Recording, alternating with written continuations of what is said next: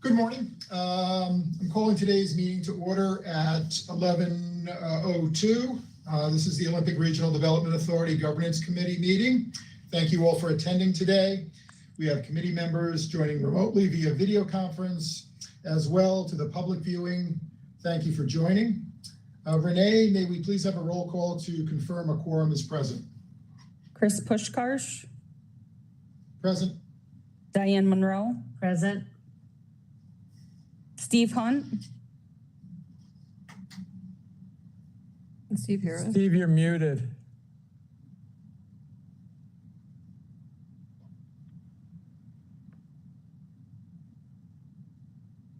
Can he hear us? Can you hear us?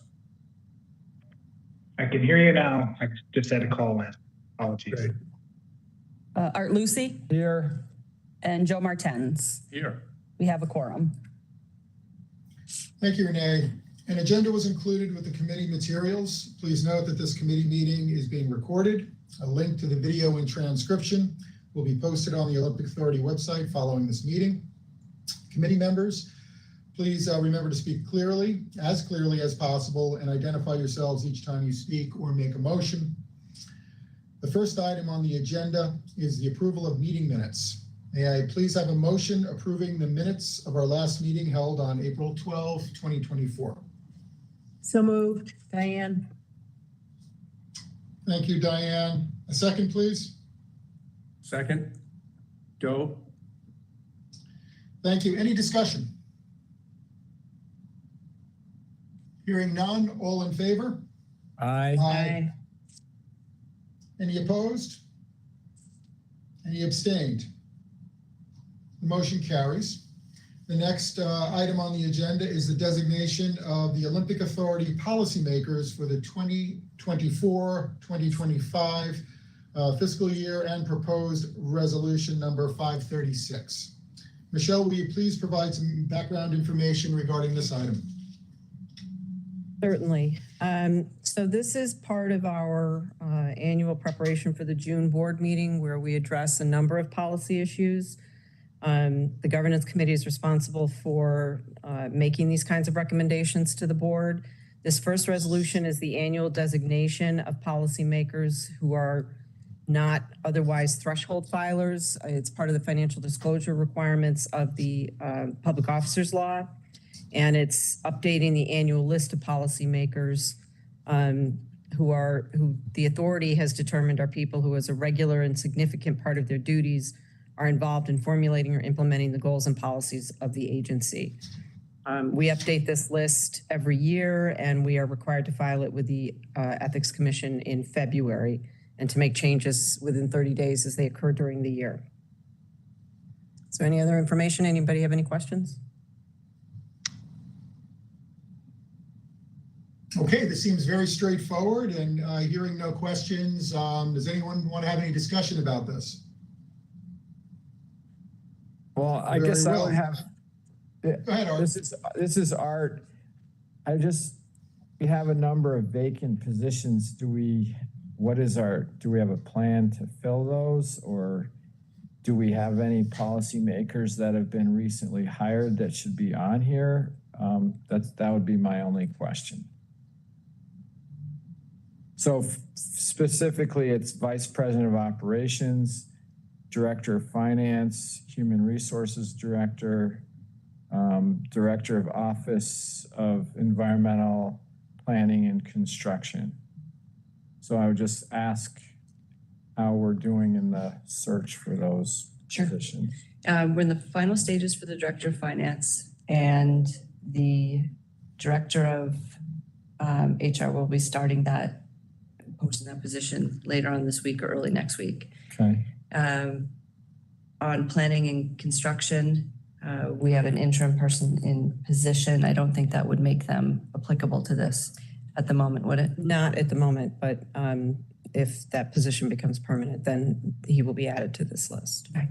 And as far right now as the vacancy for the VP of Operations, that there's no current plan to replace that at the moment. Right. And we do have a recent hire who will be added to this list, but was only hired after this became final. Yeah, and we've had instances before where people get added later on. Yes, that's all part of the process, and we will follow that process. Great. That's our new. That was my main question. Yep. Thank you. Very good. Any further discussion? Hearing none, may I have a motion to recommend that the Board of Directors adopt proposed resolution number 536 as presented? So moved. This is Joe Martens. Thank you, Joe. Second, please. I'll second. Thank you, Diane. Any further discussion? All in favor? Aye. Aye. Any opposed? Any abstained? Motion carries. The next item on the agenda is review of certain policies and procedures and proposed resolution number 537. Michelle, will you please provide us with some background information regarding this item? So this is an annual review of board-approved policies, all but one of which are public-facing policies on our website.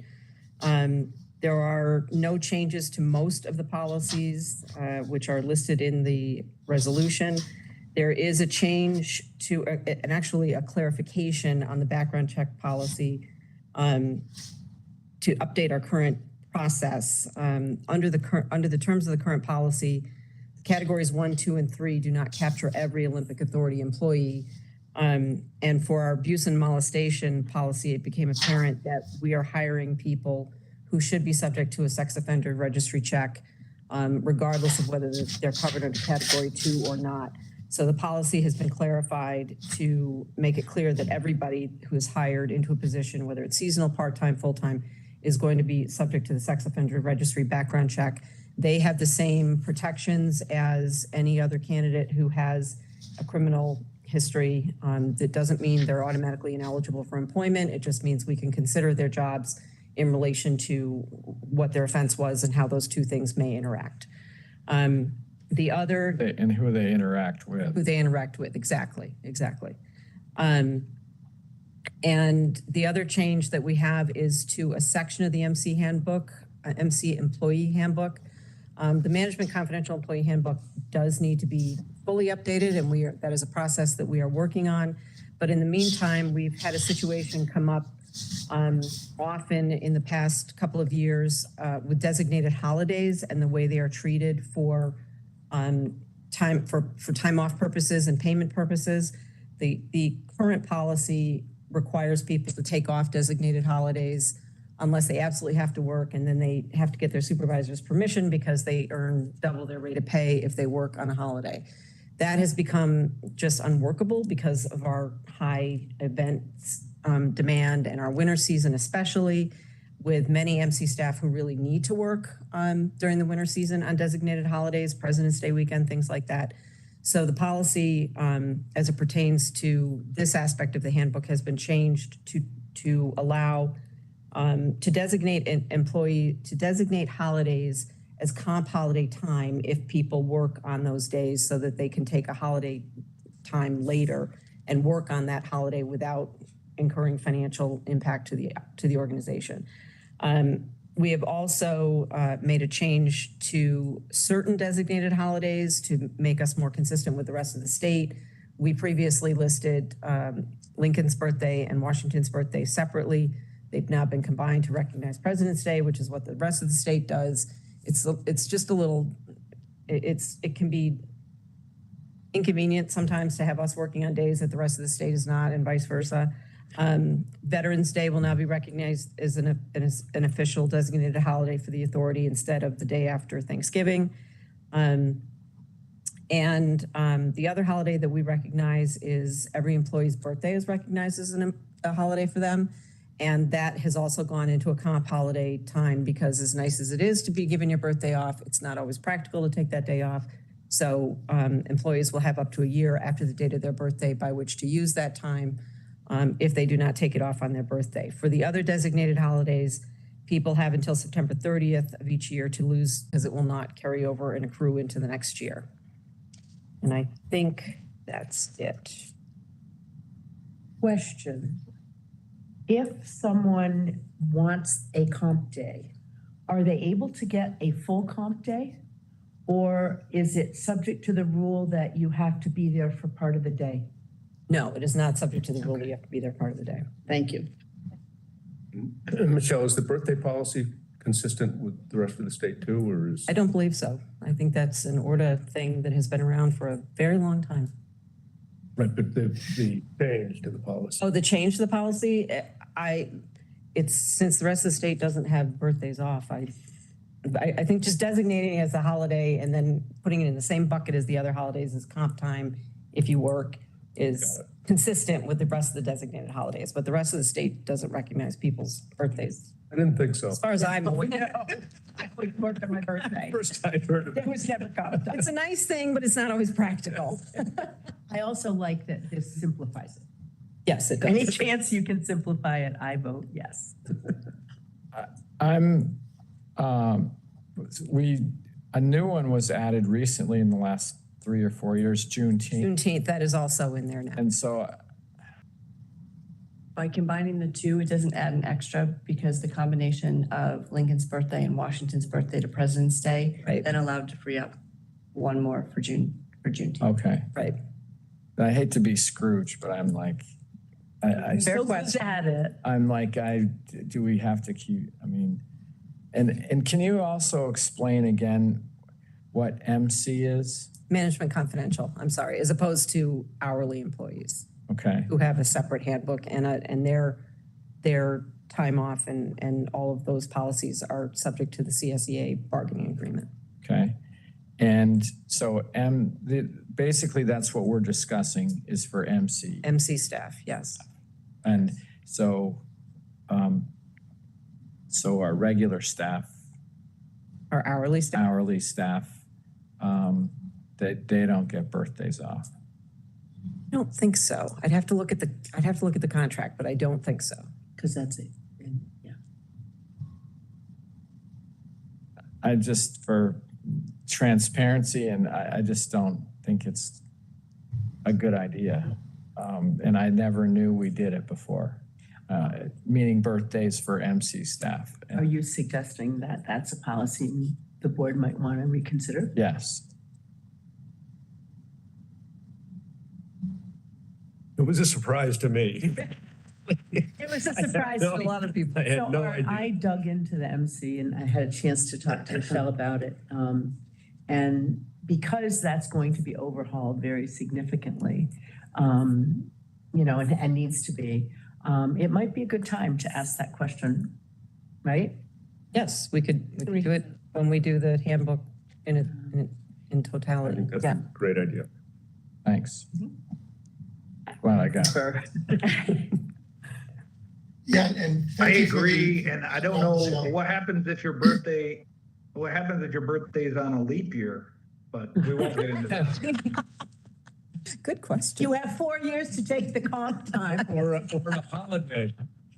But we actually have in the MC handbook that if a holiday falls on a Sunday, it's recognized on a Monday. If it falls on a Saturday, it's recognized on Friday. What if it falls on Thanksgiving Day? Then it would probably be recognized on another day. But I don't think we've directly addressed that. Good question, Joe. Now that they're all, You're making her eyes bug out, Joe. You can allocate. Double checked, and the hourly staff does get their birthday. They do. Yes. If hourly staff gets their birthday off, then I do not wish to amend Right, exactly. policy. But thank you. Thank you, Emily. All right, well, thank you, Michelle, for that background and for the discussion. We might It still. would be nice to know how long the birthday off has been in place as well. But again, knowing that every employee of the authority, you know, gets that benefit, it does cast a different light on it, I think. It's still a But, good idea to know. I like that. Yeah. We could Yeah, I find would that say out. so. But I'm certainly comfortable asking if there's any further discussion about this item and sort of marching forward with, you know, a request for a motion. Unless there is some consensus to proceed otherwise.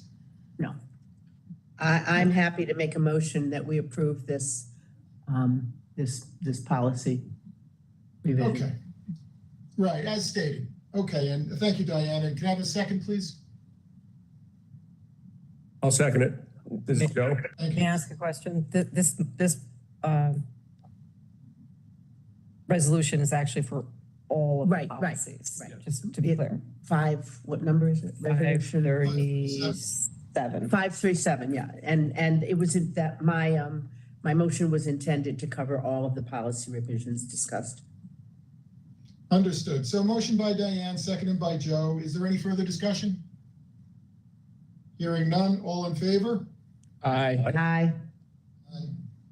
Any opposed? Any abstained? The motion carries. Thank you. May I have a motion to go into executive session to discuss a matter made confidential by state law? Motion, please. So moved by Art. Thank you, Art. Second. I'll second. I'll it. second. Steve. I defer to Steve. Thank you, Steve. All in favor? Aye. Aye. Any opposed? Any abstained? Motion carries. This meeting will now go into executive session and a live recording will resume after the committee votes to resume public session.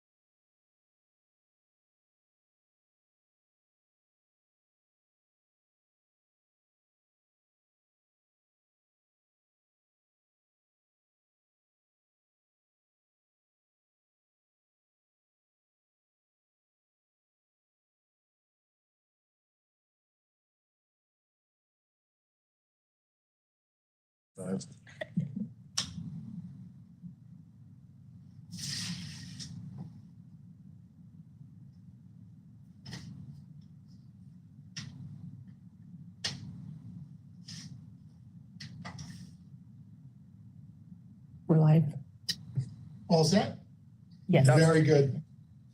This meeting is back in public session following a successful vote on motion to end executive session and resume public session. No action was taken during executive session. In executive session, in accordance with the requirements of the Public Authorities Law, the committee reviewed and discussed the 2024 confidential board evaluations, and the confidential summary of the committee is required to compile and summarize and submit to certain oversight entities listed in the law. That submission is required to be made no later than 90 days after the end of the fiscal year. As chair of the governance committee, I'll now work with the board secretary to submit the confidential summary without the deliberative comments to the governor, the chairman and ranking minority member of the Senate Finance Committee, and the chairman and ranking minority member of the Assembly Ways and Means Committee, the state comptroller, and the authority's budget office, all by no later than June 29th, 2024. So thank you very much for your time on this matter today. That also concludes the business of today's governance committee meeting. Are there any other items? If not, I would like to ask for a motion to adjourn. So moved, Art. Thank you, Seconded, Art. Can I have a Joe. second? Thank you, Joe. All in favor? Aye. Aye. We are adjourned at 11:49 a.m. Thank you, everyone. Thanks.